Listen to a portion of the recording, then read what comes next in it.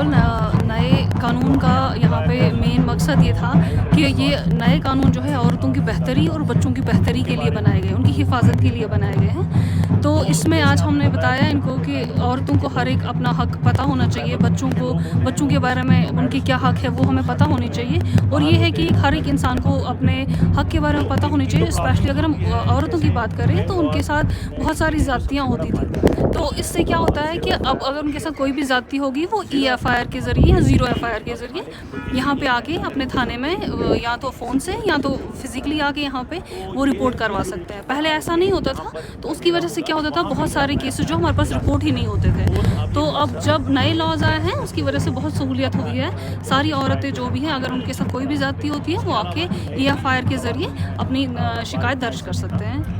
Madam, जिस तरह से आपने कहा कि पुराने जो कानून थे उनको हटाया गया, आखिर क्या वजूहत रही कि इतने लंबे टाइम तक जो है वो चलते रहे? जी, बिल्कुल। पुराने कानून जो थे वो ब्रिटिशर्स के ज़माने के थे, पुराने टाइम के थे, क्योंकि टाइम के साथ-साथ हर एक चीज़ चेंज होती है। जैसे कि पहले हमारे यहाँ पे साइबर क्राइम्स नहीं थे, क्योंकि फ़ोन के टेक्नोलॉजी के एवोल्यूशन के बाद क्या हो गया कि नए क्राइम्स भी इंक्लूड हो गए। तो उसकी वजह से क्या हुआ कि नए लॉज़ लाने पड़े हमें, तो ये रीज़न रहा है। अच्छा मैडम, ये भी कहा गया कि अगर कोई नौकरी का झांसा देकर जो है पैसे लेता है तो उसके बाद, हालांकि जिस तरह से पहले होता था कि फिर उनको जो है बंद कर दिया जाता था लेकिन वो पैसे वापस नहीं मिलते थे। जी। अब इसमें क्या कुछ नया जी, किया इसमें भी चेंज आ गई है। अब इसमें भी लॉज बन गए हैं कि अगर कोई नौकरी का जासा देके, स्पेशली अगर मैं वुमेन की बात करूँगी, उसको कोई नौकरी का जासा देके, शादी का जासा देके कोई उनके साथ गलत करता है, तो उसके बाद क्या होता है, वो आदमी जो है, वो इंसान जो है मुकर जाता है, तो उसके लिए भी उनको सज़ा मिलेगी। से अभी आपने लोगों से खिताब करते हुए कहा कि जिस तरह से लोगों से जो पैसे लिए जाते थे नौकरी का झांसा देकर या किसी और झांसे से, तो उसके बाद अगर कोई उस पर एक्ट लगता था लेकिन लोगों को पैसे जो है लंबे वक्त तक वापस नहीं मिलते थे, तो अब क्या कुछ इसमें चेंज किए गए सर? देखिए, जो सेक्शन 107 है BNSS का, भारतीय नागरिक सुरक्षा संहिता, वो फोरफीचर के बारे में बताता है। फोरफीचर का मतलब ये होता है कि अगर किसी इंसान ने, किसी मुलजिम ने गलत तरीके से पैसे कमाए होंगे, उसकी प्रॉपर्टी को बेचकर जिन लोगों से उसने वो पैसे ऐंठे होंगे उनको वो पैसा दिया जाएगा।